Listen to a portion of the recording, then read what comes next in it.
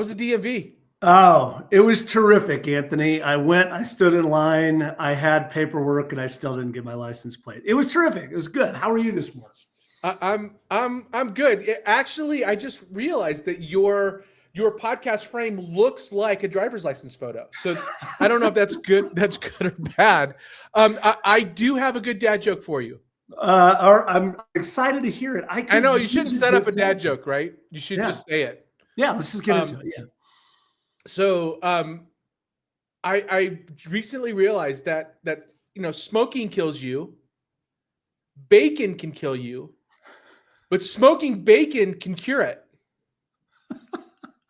Okay, why could smoking bacon cure? Oh my God.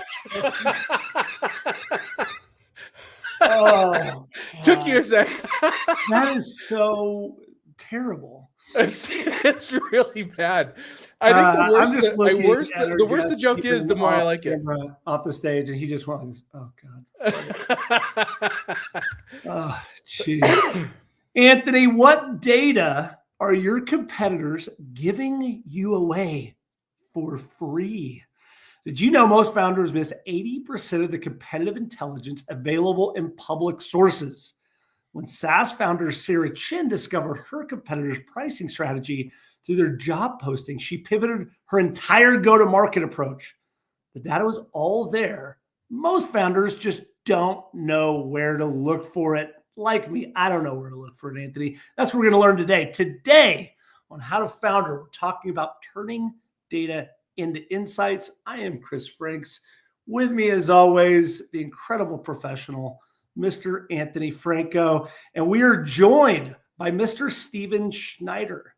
He is the co-founder and CEO of Trio SEO, a B2B SEO agency specializing in ROI-focused strategies for SaaS. That is a lot of acronyms in a single sentence. I just want to go back. Wait, we haven't even scratched the surface yet. Trio SEO, a B2B SEO agency specializing in ROI-focused for SaaS brands. That's pretty good. Previously owned a 7-figure affiliate blog portfolio, scaling 500% in 3 years. Through SEO alone, managing 400 articles monthly without ads or social media. Steven, welcome. First question, what do you think of our dad jokes? I like it. I love dad jokes. It took me a second. So right when I saw you kind of get it and click, it did the same thing for me. And then I had a good laugh. But it was one of those top of mind, just immediately.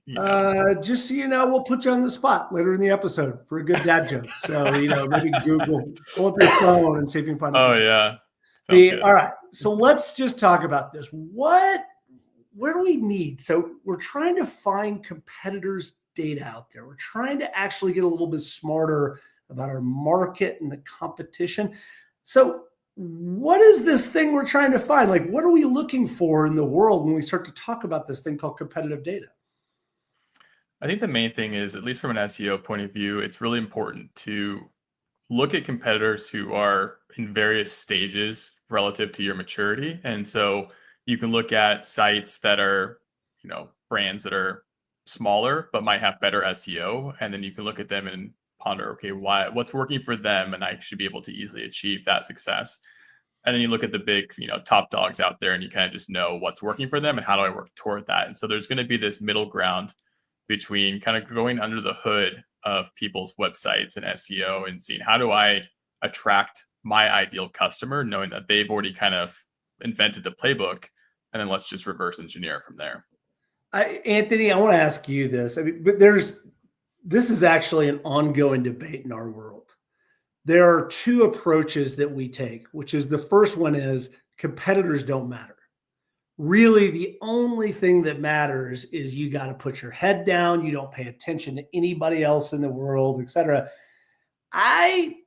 Steven's saying is that you got to start by looking what's working with other people and working your way backwards. Which camp do you live in and why? I live decisively in both camps.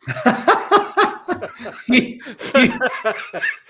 have a future in politics, Anthony. I like it. So I think Steven kind of nails it, where you can look at what your competitors are doing to gain traction in this very deterministic world called SEO, and you also need to not play the feature creep or the service creep game when it comes to offering your solution to your customers. So one is about marketing tactics, and absolutely you need to be looking at what your competitors are doing, but how you provide service, looking at your competitors too closely instead of looking at where your customers want to be in a year or 2 years is a tremendous mistake.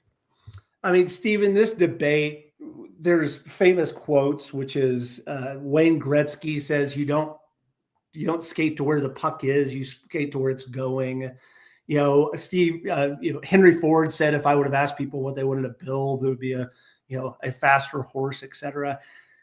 To what capacity do you think about how you want to separate the relationship between your competitors and what you're doing on a day in, day out basis? I mean, Anthony's like, maybe it's more tactical based. What do you think? Yeah, I think as an entrepreneur, one of the biggest priorities that I struggle with is avoiding all of the endless opportunities available to me that I could act on. And no, we do not chase shiny things, Stephen. Exactly. I mean, there's always going to be the new carrot on the stick. There's always going to be something that someone else is releasing, and why didn't we think of that? And let's act on that. I mean, especially in SEO, like from our own agency standpoint, there's local SEO, there's e-commerce SEO, and then there's like more generalized content SEO. And we only deal with content because that's where our specialty has been for the last 10 plus years. And sure, we're leaving money on the table by not offering local SEO or e-commerce SEO, but that would somewhat be a distraction. Like, we don't have that expertise. We'd have to build a whole new division of the company. And so I think that there is kind of that play that Anthony kind of speaks to, where it's like, okay, how do we stay focused on what we know and what we do well, while also exploring the marketing avenues? I think that that's kind of where you want to at least have your finger on the pulse and go that route. I have a question for you on that, Stephen. It's a really interesting segmentation of your business. The challenge is you're kind of predetermining the clients that you want by making that decision of what your focus is. I'm going to try to keep this higher level than just SEO. So let me see if I can do this correctly. The problem with that, or the risk, not a problem, and I'm not challenging your business decision. No, I think I know where you're going with this. I want you to walk through the decision on how you came to that. So one, you're kind of segmenting out customers that are small that need all three, or customers that don't want to hire multiple agencies to handle their SEO. So you're essentially leaving the door open for competitors that offer all three. Talk me through your decision-making process on that. Yeah, so it's pretty rare that someone, at least in our space, would need all three, because you're never going to have an e-commerce company with a brick and mortar location. I mean, it's just like usually the e-commerce brands are selling Shopify, fair Amazon, etc. Yep, fair enough. But again, they're just completely but you'll need different. but you may need e-commerce and content. You definitely will need e-commerce and content. Right, but at least from like how we look at it, from what matters most to the client, which is the overarching question at the end of the day, is ROI. And so if you're an e-commerce SEO, their core focus is like technical SEO and making sure that like all of the data and the code and all that sort of stuff on the back end is like rock solid from having 10,000 product listings on Shopify. Very rarely will they care about adding 50 blogs to their site over the next year or so, because they can make way more money just by having technically sound strategies. But yeah, to your question, I think that fair enough. What we kind of looked at is the difference in like saying, can we do this well? And from a system standpoint, which kind of like where my background is, it's like, what would it take for us to feel like we can do this repeatably with zero effort? And like with content, my last company, we published 300 to 400 articles per month. And like, that's a massive operation to have writers and outlines and editors and uploaders. And now to try and implement that on a different strategy, it's a whole different business. And so are you essentially chasing money for the sake of building 2 businesses or 3 businesses? Or is it better to have one core business that's clean, lean, works well, and you have the brand reputation behind it? All right. So what I want to get to is more of the topic of what we're talking about, which is how do we go out and try to find and deconstruct what's working with competitors, what's not? It's a black box, particularly when you're in the startup world. Oftentimes, Anthony, your competitors are startups as well. Privately held companies, nope, they don't have to file SEC, et cetera. And so the question I want to ask both of you is, I'll start with you, Stephen, is what information for me as the founder is most valuable, and where can I start to go look to try to find what's happening with my competitors?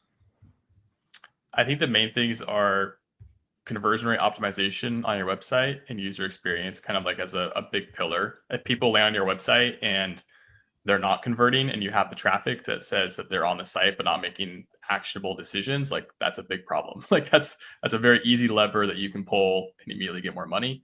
The other thing I would look at is like, how can you replicate and improve upon their current marketing strategy? So it's like, get customers, convert more customers. I mean, it's a pretty lethal equation once that's dialed in. And the more cash flow you have, the more decisions you can make. So that's kind of how I look at like the top priorities that I would go after. Anthony, what do you think? I don't have anything to add to that. Chris, what do you think? Well, I mean, I think it's almost too broad of a question. I think that we start with this idea that when we say, hey, we're trying to get competitive information, what sort of competitive information do you need to get? Are you in a highly competitive market? If so, pricing and understanding how they price and understanding what the price is, I think is really, really imperative.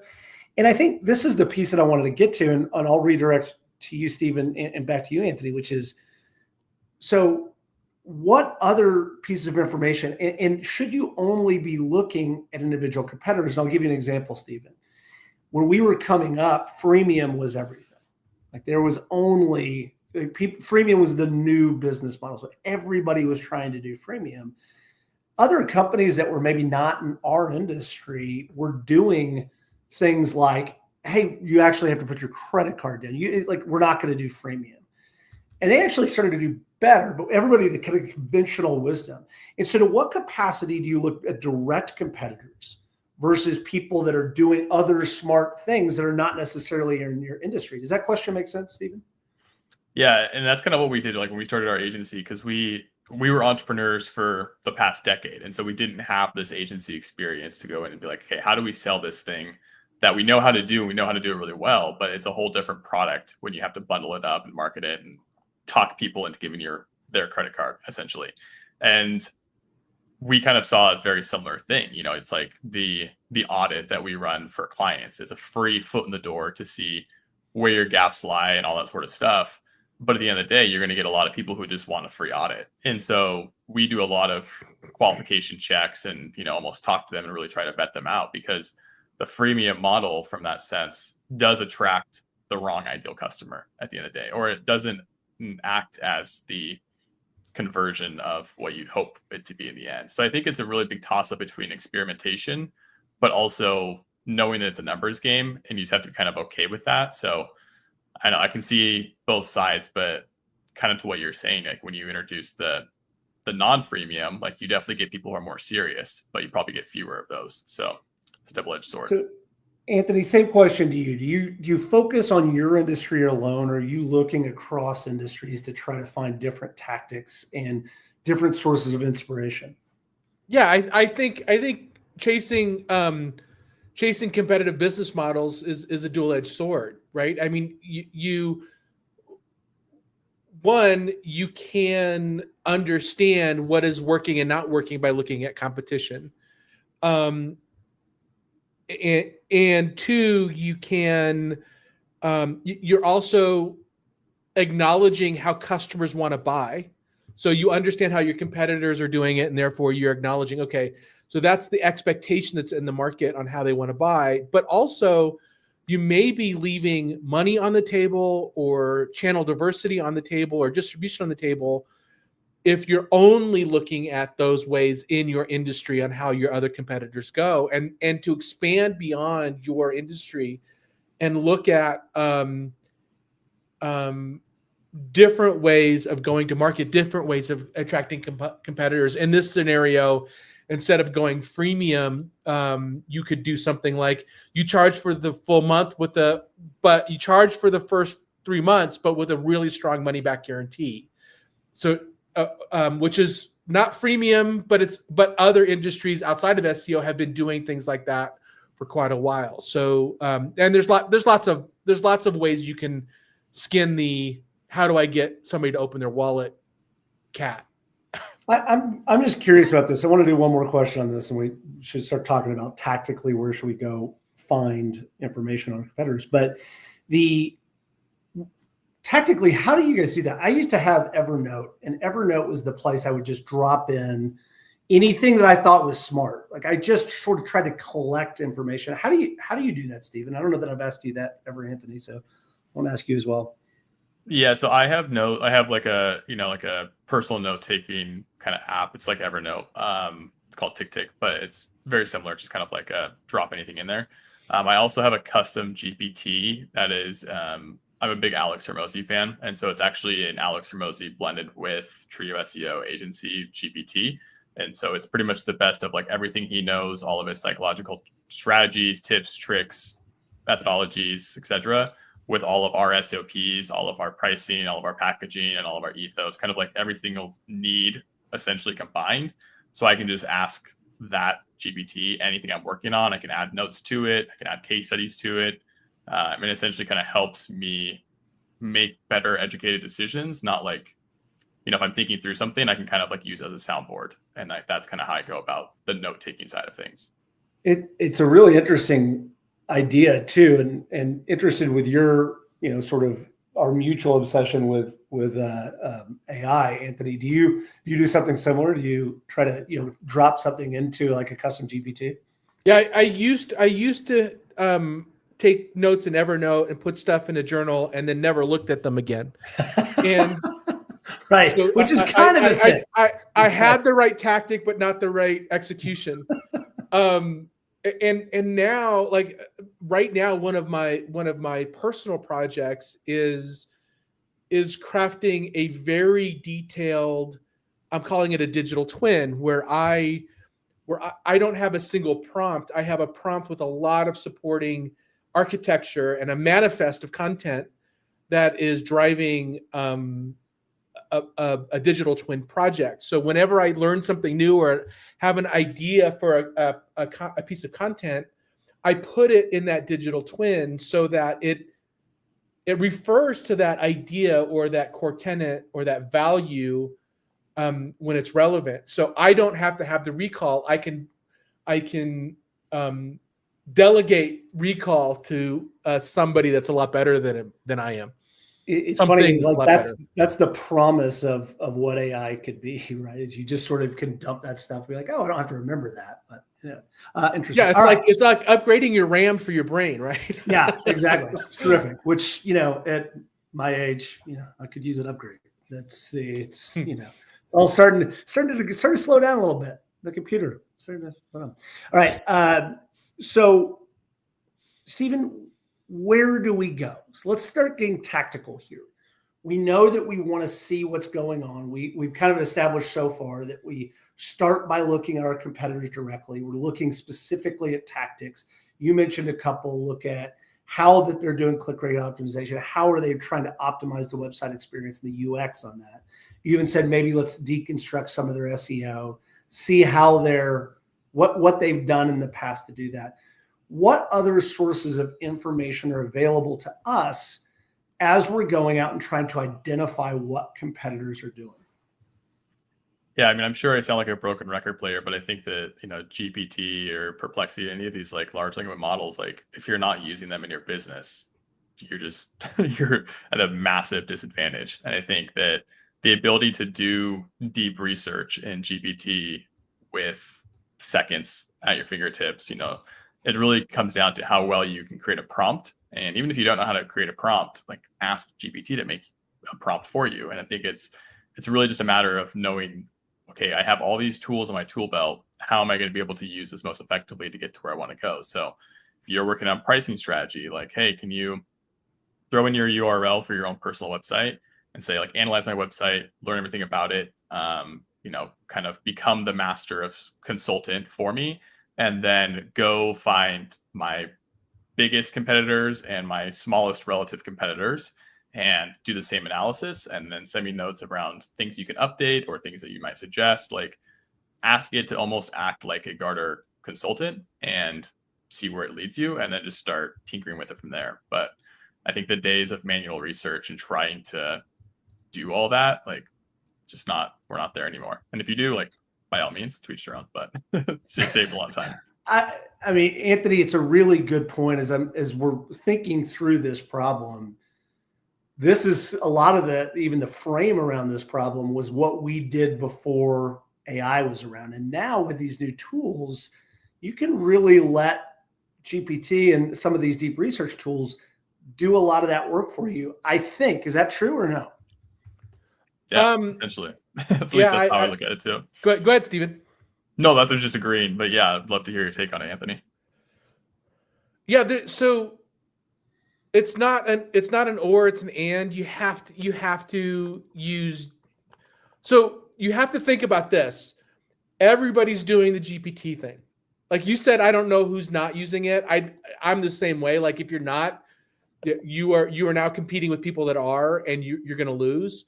Now how do you take that to the next level? How do you use not just ChatGPT, but in combination with the other models like Grok and Claude and Gemini, in combination with the other tools that exist on the planet for your specific needs. So you have to go beyond a fairly sophisticated prompt and inject that prompt with data that you have aggregated on your own.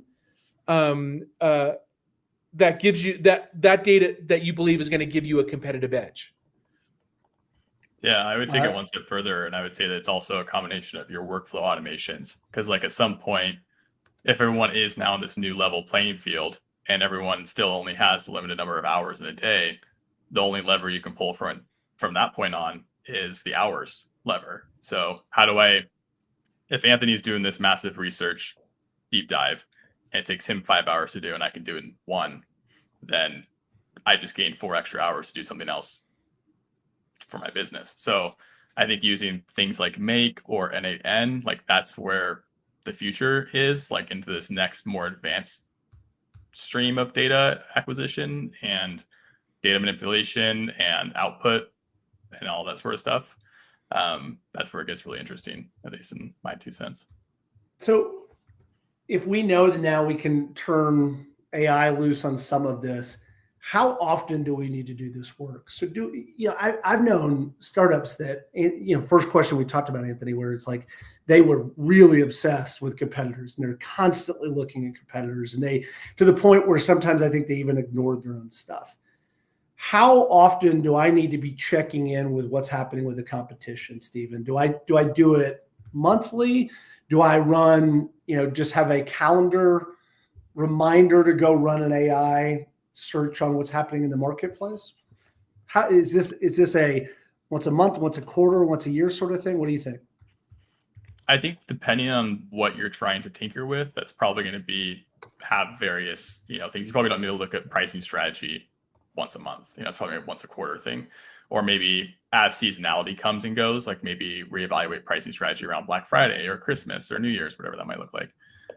But kind of going back to what I was saying around like using tools like N8N or Make, I mean, you could essentially build that entire workflow and set a frequency timer on it so that it automatically just updates into a spreadsheet without you even having to prompt it. It's just on autopilot to say, every 30 days, go do this research, compile the research, import it into a document, send me the email with the updated notes, and let me know if there's anything I need to act on. And that's just like a turnkey system, essentially.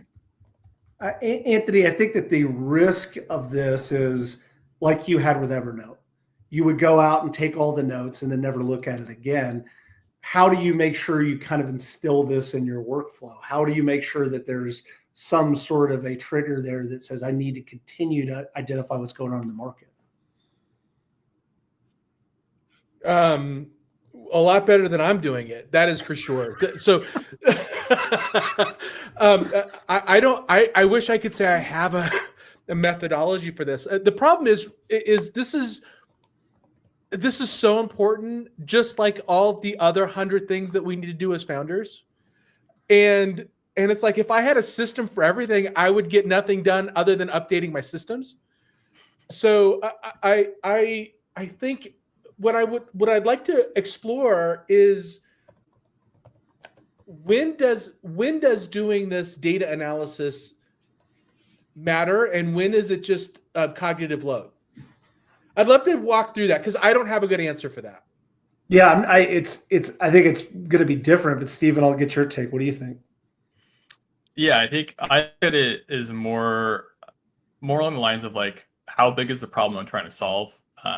Who does it impact within the team?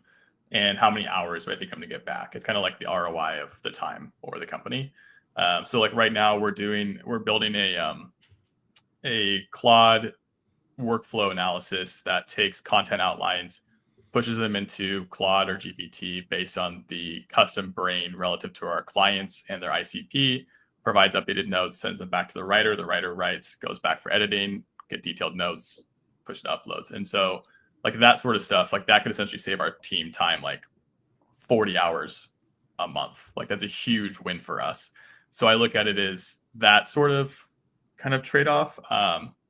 But I think to your question, it's more or less along the lines of like, is this becoming obsolete, or is there a new constraint in the system? So if I get people's time back and then it's automatically filled with something else, it's like, okay, well, that probably wasn't the root issue deep down. So I think it just takes a little bit of it's always a balancing act. Like there's no end to it, as we all know. Like you could always be building systems, and kind of like what Anthony says, your full-time job is now managing the systems.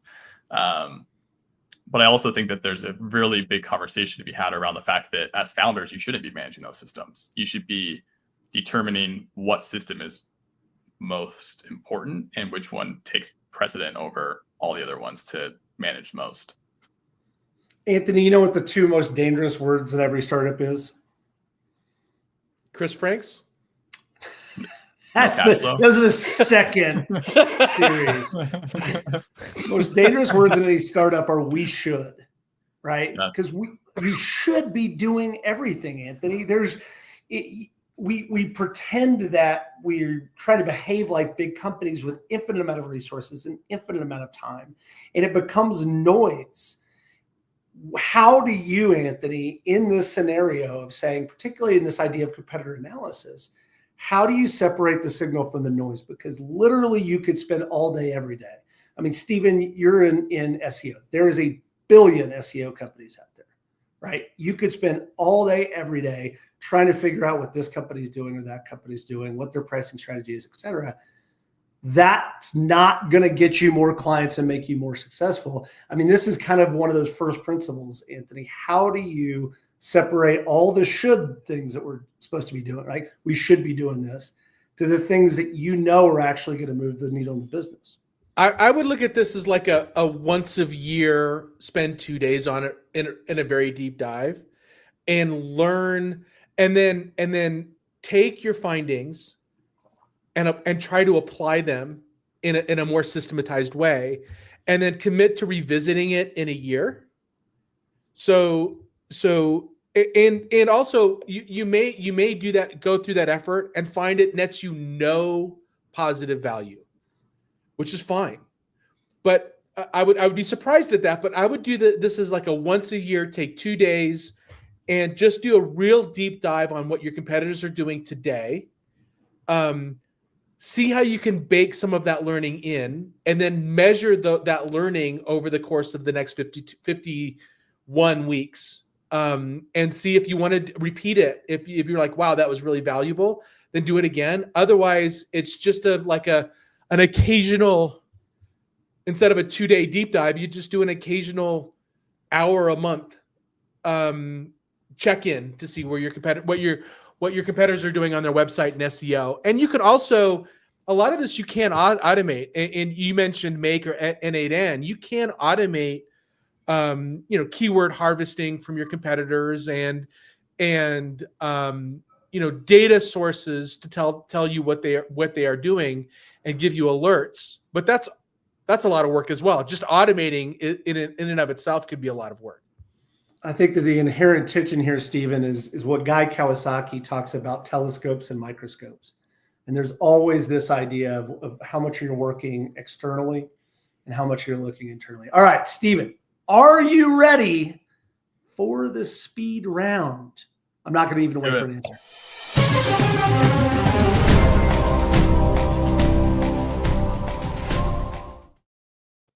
All right, I want to ask you a question. First thing that pops into your head, answer or say it's a stupid question, which is usually what most people say.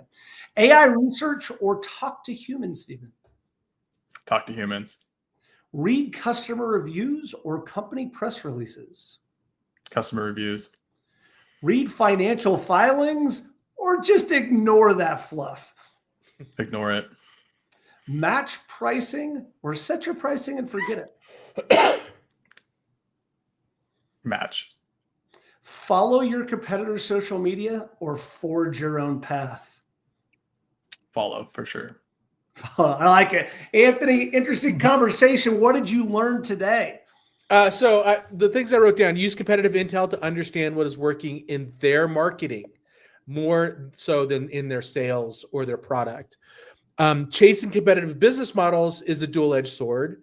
GPT/AI is now, it's just table stakes. Your current customers, we didn't talk about this much, but I would say your current customer intel is probably more valuable than your competitive intel. So your current customers and their information is a gold mine. And then other intel resources that you can layer in, other places that you can go find data. I wrote down some. So if you're looking for intel on your current customers, you go to RB2B. There's a lot of companies that do that. Helium 10 for Amazon, SEMrush for SEO. For company news, there's a site called Owler that gives you really great intel. LinkedIn Sales Navigator and Google Analytics are also really good standbys. Love it. Deep dive resources, Competitive Intelligence by Ronald Fold. I like this one. The Art of War by Sun Tzu. I don't know how that totally applies, but it's great. No, if we're talking about competitive intel, yeah, it is the definitive guide on how to beat your enemies in war.